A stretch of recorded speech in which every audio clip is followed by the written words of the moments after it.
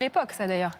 Oui, et alors on découvre, hein, parce qu'on avance un peu. C'était d'ailleurs la tendance de l'époque, en effet. Et donc, à mesure que nous avançons, de nouvelles choses se dévoilent. Pendant près de 8 années consécutives, la voix d'Anne-Sophie Lapix a résonné quotidiennement dans des millions de foyers français. Mais ces moments de silence, eux, sont restés un mystère insondable. Anne-Sophie Lapix a toujours cultivé la discrétion, aucun éclat de voix, aucune exposition de sa vie intime, et un refus constant des formules simplistes et des raccourcis faciles. Et pourtant, en l'an 2025, elle décide d'abandonner le siège le plus en vue du paysage audiovisuel français, celui du journal télévisé de 20 heures sur France 2. Quelle est la raison de ce départ ? Pourquoi à ce moment précis était-ce une simple conséquence de l'érosion des audiences ou bien le tribut à payer pour avoir mené des entretiens jugés trop directs, trop incisifs, voire trop déstabilisants ? Lorsqu'une professionnelle de l'information formule des interrogations que certaines personnalités influentes aimeraient voir tues, que se trame-t-il réellement dans les coulisses du pouvoir ? Et si, finalement, le véritable scandale ne résidait pas dans ses actions, mais plutôt dans ses refus catégoriques refusés de plier, d'adoucir ses propos ou de garder le silence.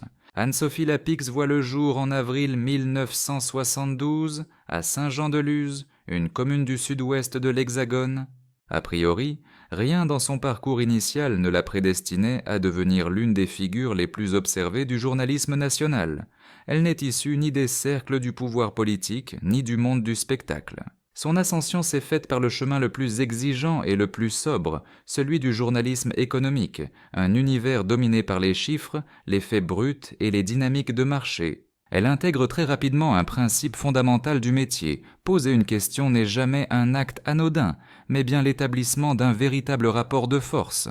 Ses premiers pas dans la profession se déroulent au sein d'un environnement d'une grande rigueur, chez Bloomberg TV, à 1000 lieues des paillettes des plateaux télévisés flamboyants. C'est là qu'elle élabore sa propre méthodologie de travail, la vérification systématique, le croisement des sources et la reformulation précise.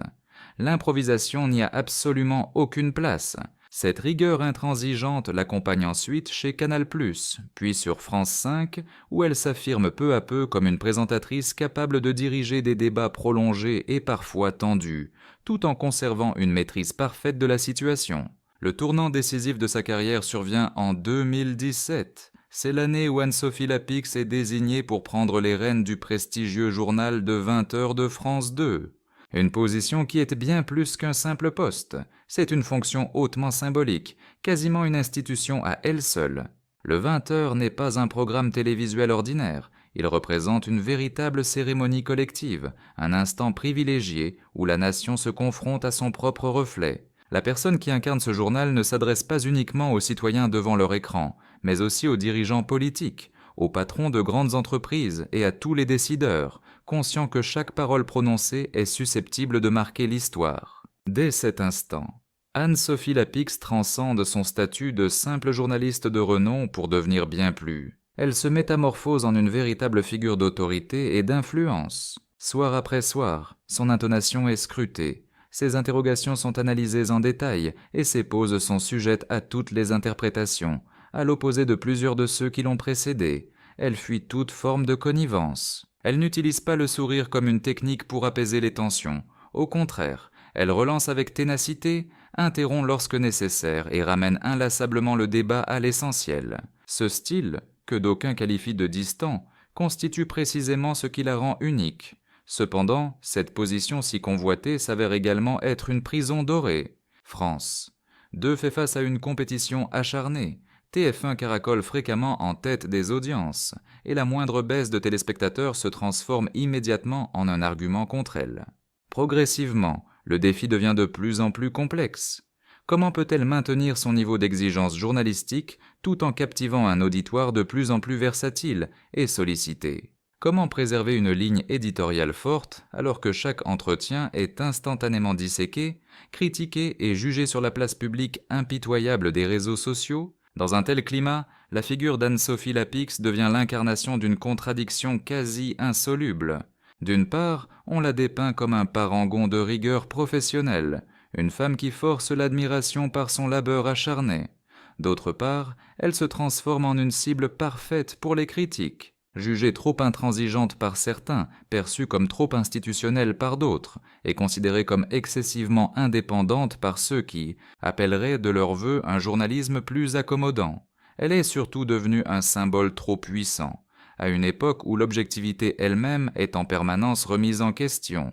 Son accession à la tête du 20h ne représente donc pas une simple promotion, mais bien le début d'une ère de tension permanente et de pression constante. La moindre de ses décisions éditoriales est décryptée comme un message politique. Chaque interrogation adressée à un membre du gouvernement est disséquée comme une prise de position militante. Et au sein de cette ambiance particulièrement survoltée et électrique, une évidence finit par s'imposer à tous. Le journal de 20h a cessé d'être un simple rendez-vous d'information pour devenir un véritable champ de bataille. Et chaque soir, Anne-Sophie Lapix y fait face, imperturbable et droite. Toutefois, en demeurant stoïque au cœur de l'ouragan médiatique, on finit inévitablement par devenir la cible de toutes les foudres. Durant de longues années, Anne-Sophie Lapix a incarné l'épicentre du monde médiatique français. Chaque soir, à 20h tapantes, son visage apparaissait dans des millions de foyers à travers le pays. Elle ne correspond pas à la définition classique d'une célébrité. Sa mission n'est pas de vendre de l'évasion ou du simple divertissement superficiel. Elle représente quelque chose de bien plus fondamental, la pérennité de l'institution, la constance du flux d'informations, et en quelque sorte, la voie officielle par laquelle une nation se narre sa propre histoire. À compter de 2017, son arrivée à la présentation du journal de 20h constitue un véritable point de bascule dans sa carrière et pour le journal lui-même. Sa manière de faire détonne radicalement. Alors que beaucoup espéraient une approche plus consensuelle et douce, elle a préféré imposer sa propre méthodologie, rigoureuse et précise. Les entretiens politiques menés sous sa houlette gagnent en densité et en technicité, au point de devenir parfois suffocants pour ses interlocuteurs.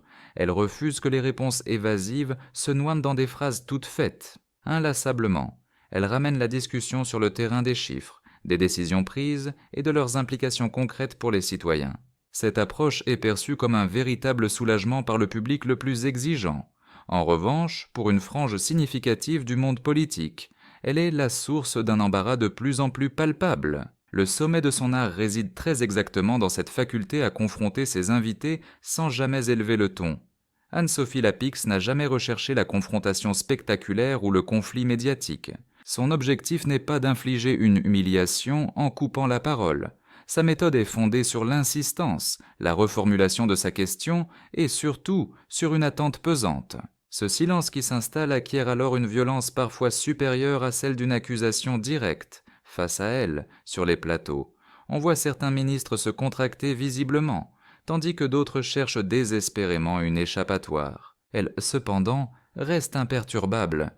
Avec le passage des ans, ces extraits d'interviews sont devenus des phénomènes viraux sur Internet. Des séquences sont massivement partagées sur les réseaux sociaux, décortiquées par les éditorialistes et instrumentalisées par des camps politiques adverses, souvent pour des motifs totalement contradictoires. D'un côté, on la porte au nu, la considérant comme l'incarnation même d'un journalisme républicain intransigeant et essentiel. De l'autre, ses détracteurs lui reprochent une certaine arrogance, une dureté excessive dans ses manières, et l'accusent même de partialité. Néanmoins, tous s'accordent sur un fait indéniable, elle occupe une place centrale dans le paysage médiatique. Et cette centralité étant tous s'accordent sur un fait indéniable, elle occupe une place centrale dans le paysage médiatique. Et cette centralité est en soi une manifestation de pouvoir. À cette période, Anne-Sophie Lapix est à l'apogée de sa carrière. Elle n'a nul besoin de s'exprimer en dehors de l'antenne.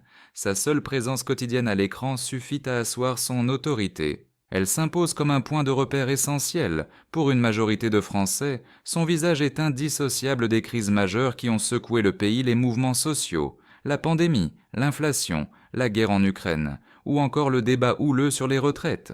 Elle incarne celle qui ose poser les questions essentielles au moment où l'angoisse collective s'intensifie, celle qui exige des comptes lorsque le discours politique devient confus et inaudible. Cependant, être sous les feux des projecteurs a inévitablement un prix. Plus son autorité journalistique se consolide, plus les critiques à son encontre s'organisent et se font précises. Les chiffres d'audience se transforment en un thermomètre implacable de sa popularité. La moindre baisse d'audience est immédiatement perçue comme un avertissement sérieux. chaque succès enregistré par la concurrence est aussitôt agité comme une menace directe. Dans les coulisses du service public audiovisuel, une interrogation lancinante refait surface continuellement: faut-il maintenir un haut niveau d'exigence ou faut-il chercher à devenir plus accessible? La mission est-elle d'informer avant tout ou bien de séduire l'audimat Anne-Sophie Lapix? Quant à elle, ne dévie pas de sa ligne de conduite. Elle se refuse catégoriquement à moduler son ton, nul pathos superflu, aucun signe de relâchement dans sa posture. Cette constance, qui constitue sa plus grande force, se révèle être également son talon d'Achille. Au sein d'un écosystème médiatique obsédé par l'émotionnel et l'instantanéité, sa rigueur est perçue par certains comme un anachronisme, tandis que d'autres y voient un rappel salutaire des principes fondateurs d'un grand journal national. Son apogée est par conséquent empreint d'une profonde et complexe ambiguïté. Elle est perçue comme brillante, mais également très tendue, universellement respectée, mais aussi fortement contestée, profondément admirée, mais paradoxalement très isolée. Plus Anne-Sophie Lapix s'affirme comme une référence incontournable, plus sa présence devient embarrassante, car une personnalité trop solide et inflexible finit inévitablement par poser un problème au système. Elle ne se conforme que très difficilement aux ajustements de ligne éditoriale, aux compromis politiques ou aux nouvelles stratégies de communication en vogue. Et lorsque la lumière des projecteurs se fait trop intense, elle finit par éclairer des zones que certains puissants préféreraient maintenir dans l'ombre la plus totale. Anne-Sophie Lapix n'a jamais été personnellement touchée par un scandale si l'on s'en tient à la définition conventionnelle de ce terme. Aucune révélation sur sa vie intime, pas de photos dérobées, pas de déchéance morale spectaculaire, et pourtant, une zone de tension constante s'est progressivement installée autour de sa personne. Il s'agit d'une forme de soupçon diffus et persistant, qui n'est jamais formellement tranché et dont le dossier n'est jamais véritablement refermé. C'est un scandale sans affaire judiciaire, mais doté d'une puissance de corrosion redoutable, le doute. La première source de cette controverse émerge de son style journalistique lui-même. Au fur et à mesure que ces entretiens gagnent en intensité, des murmures commencent à s'élever au sein de certaines sphères politiques. L'accusation ne porte pas sur des mensonges, mais sur un ton jugé inapproprié, pas sur une faute professionnelle, mais sur une orientation perçue. On dit qu'elle serait trop insistante, trop technique, et manquerait singulièrement d'indulgence. Dans une démocratie qui est complètement saturée par la communication politique, le simple fait de poser des questions factuelles et précises devient un acte quasi subversif. Et plus elle s'attache à la rigueur des chiffres et des faits, plus elle déstabilise ceux qui privilégient la force des slogans faciles. Ces critiques tendent à se cristalliser lors des grandes crises nationales, réformes impopulaires, tensions sociales aiguës, inflation galopante, ou encore la question du pouvoir d'achat. Sur le plateau, les membres du gouvernement sont parfaitement conscients que la moindre de leurs réponses évasives sera immédiatement relevée, isolée, puis minutieusement analysée. Certains en viennent alors à dénoncer une forme de pression insoutenable, voire une hostilité latente. Pourtant, aucun élément factuel et concret ne vient jamais étayer cette grave accusation. L'intégralité de l'enjeu se situe en réalité sur le terrain de la perception subjective. Un second niveau de suspicion, plus sensible et délicat encore, concerne sa sphère privée, justement parce que celle-ci est toujours restée remarquablement discrète. Anne-Sophie Lapix est l'épouse d'Arthur Sadoun, qui préside aux destinées du groupe Publicis, un véritable géant mondial du secteur de la publicité et de la communication. Cette information, bien que parfaitement publique et accessible à tous, se transforme avec le temps en une redoutable arme rhétorique contre elle. À chaque fois qu'elle mène une interview économique, à chaque sujet qui met en jeu de grandes entreprises, une question insidieuse est soulevée: peut-elle réellement faire preuve d'une indépendance totale? Il est important de noter qu'aucune enquête n'a jamais pu établir le moindre conflit d'intérêts. De même, aucun manquement aux règles déontologiques n'a jamais été retenu contre elle. Malgré cela, une ombre continue de planer. Au sein de l'opinion publique, le doute agit à la manière d'un poison lent, qui n'a nullement besoin de preuves tangibles pour faire son œuvre. Sa simple répétition suffit à le rendre efficace. Et dans un paysage médiatique où la confiance est un bien si précaire, cette répétition est particulièrement délétère. À cette situation viennent s'ajouter des confrontations politiques qui sont depuis devenues tout à fait emblématiques de sa carrière. Face à Emmanuel Macron, la tension se manifeste de manière feutrée, presque silencieuse. Ces interrogations sur les responsabilités et les conséquences sociales engendrent des instants de gêne clairement perceptibles. Il n'y a pas d'affrontement direct et visible, mais une certaine rigidité dans l'échange qui est extrêmement révélatrice de la situation. Avec Éric Zemmour, l'affrontement est beaucoup plus frontal et direct. Elle insiste pour obtenir des faits précis, tandis qu'il lui oppose systématiquement un discours purement idéologique. Cette confrontation verbale se transforme en un emblème viral, relayé des millions de fois. De son côté, Jean-Luc Mélenchon ne s'en prend pas à la personne, mais au contexte qu'elle incarne. Sa cible n'est pas uniquement Anne-Sophie Lapix elle-même, mais tout ce qu'elle symbolise le service public de l'audiovisuel, l'establishment et l'immense pouvoir des médias. Marine Le Pen, quant à elle, opte pour une tactique entièrement différente. L'esquive, la déviation, le contournement. Elle préfère changer de conversation, mais Anne-Sophie Lapix la ramène systématiquement à la question de départ. La tension sous-jacente reste ainsi palpable, jamais dissipée. Avec Bruno Le Maire, la confrontation prend une tournure bien plus technique, s'articulant autour de l'inflation, des données chiffrées et des questions de responsabilité gouvernementale. Il n'y a pas de clash spectaculaire, mais plutôt un sentiment d'étouffement graduel. Dans chacune de ces situations, la mécanique à l'œuvre demeure invariablement la même. Anne-Sophie Lapix n'est pas celle qui déclenche le scandale, elle en est le révélateur. Plus précisément, elle met en place les conditions nécessaires à son éclosion. Et c'est exactement ce point qui est si dérangeant, car le véritable scandale ne réside pas dans ses paroles, mais dans ce qu'elle rend impossible la complaisance, l'échappatoire et le spectacle médiatique soigneusement orchestré. Arrive alors l'année 2025, sans le moindre drame visible en surface. La nouvelle est officiellement annoncée, elle ne sera plus aux commandes du journal de 20 heures. La raison invoquée publiquement évoque des chiffres d'audience, un besoin de renouvellement des visages et une nouvelle orientation stratégique pour la chaîne. Sur le papier, il n'y a rien d'illicite, aucune brutalité manifeste. Cependant, pour une grande partie de l'opinion, un profond sentiment de malaise s'installe et devient indéniable. Comment une personnalité d'une telle importance peut-elle être écartée si discrètement, sans la moindre secousse et sans justification approfondie ? C'est précisément à ce moment que le scandale revêt son aspect le plus déconcertant. Il n'existe aucun coupable officiellement désigné. Aucune décision n'est paraphée sous les feux des projecteurs.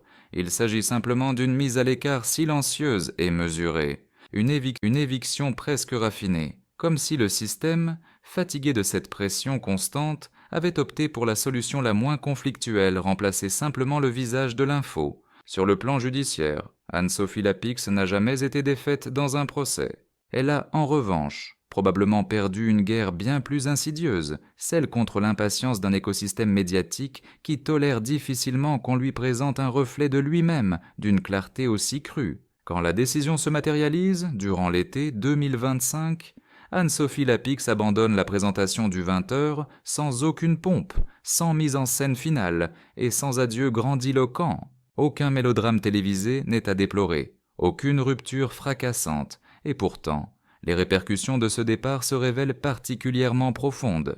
En effet, perdre le 20h ne signifie pas simplement perdre une émission, cela équivaut à abandonner une place hautement stratégique au centre même de la démocratie médiatique de la France. En l'espace de 24 heures, elle est propulsée du cœur de l'arène médiatique vers une périphérie bien plus incertaine et moins définie. Elle demeure une journaliste estimée, reconnue et respectée, mais la portée de son micro a irrémédiablement changé. Son pouvoir symbolique s'est dissipé, emportant avec lui une part du bouclier que confère une forte visibilité médiatique. Au sein des salles de rédaction, quelques voix évoquent un simple réaménagement de grille. D'autres, cependant, y perçoivent un avertissement des plus explicites. Le message est le suivant: nul n'est véritablement à l'abri, y compris lorsque son bilan professionnel est jugé irréprochable.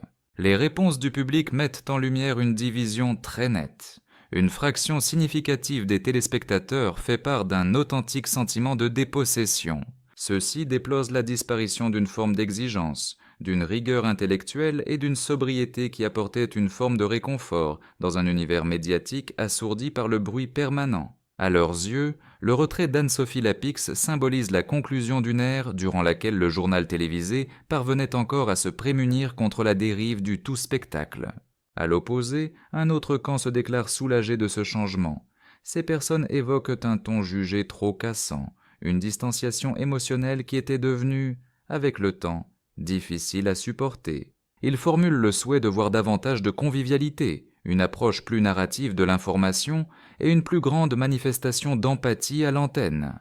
Toutefois, au-delà de ces simples préférences personnelles, une interrogation bien plus préoccupante commence à émerger dans les esprits. Quel est l'avenir du journalisme lorsque l'exigence professionnelle se transforme en un risque pour sa carrière? Et quand la recherche de précision est interprétée comme une forme d'agression, Anne-Sophie Lapix n'a pas été punie pour ses actions, mais vraisemblablement pour les valeurs qu'elle incarnait.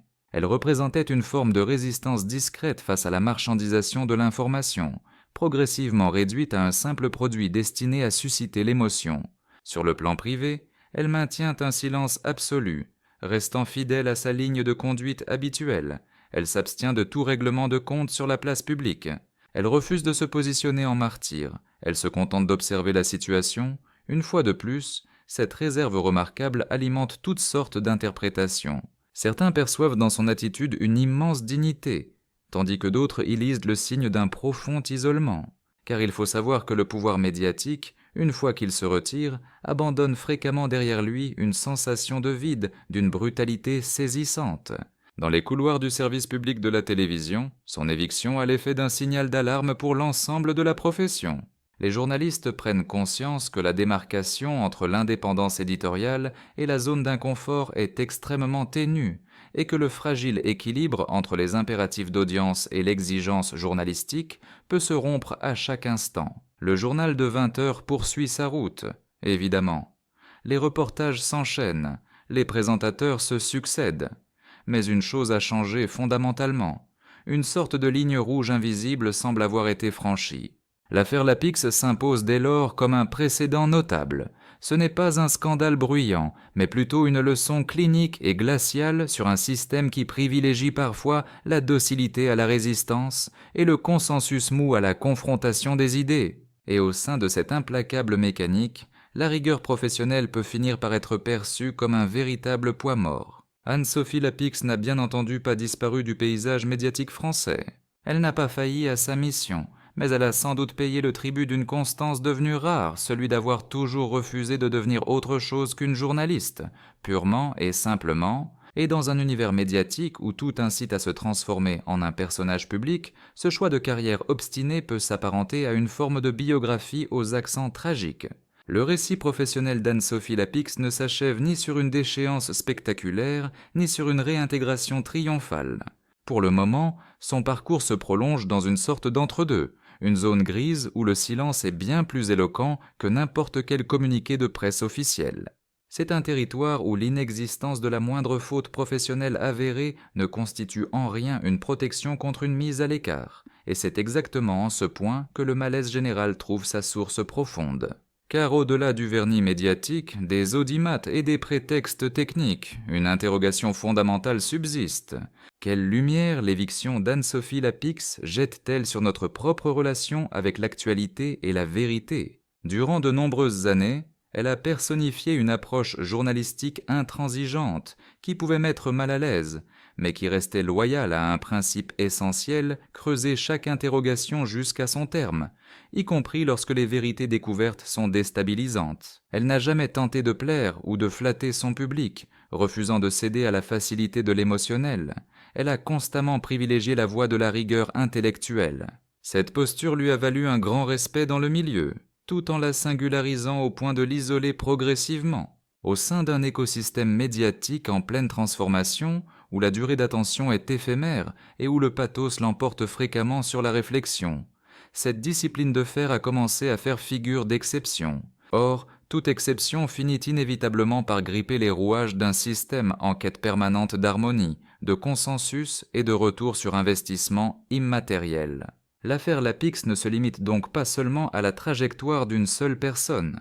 Elle expose la vulnérabilité d'un principe fondamental, celui d'une information qui refuse de se soumettre totalement aux désirs de l'opinion ou aux manœuvres de communication des puissants. C'est l'idéal même d'un service public de l'audiovisuel, qui, par définition, est censé être le gardien de l'exigence intellectuelle bien plus que le promoteur du consensus. Lorsqu'une personnalité de premier plan peut être écartée en l'absence de toute erreur professionnelle ou de scandale tangible, pour la simple raison qu'elle est devenue une source de friction durable, c'est l'ensemble du système de valeurs qui doit être scruté. Faut-il désormais faire preuve de complaisance pour perdurer dans ce métier ? Est-il nécessaire de polir ses angles et de modérer son propos pour conserver sa place ? Doit-on consentir à sacrifier la justesse de l'analyse sur l'autel de l'audimat ? Ces interrogations fondamentales vont bien au-delà du cas personnel d'Anne-Sophie Lapix. Elles touchent l'ensemble des professionnels qui ont la charge d'informer la nation au quotidien.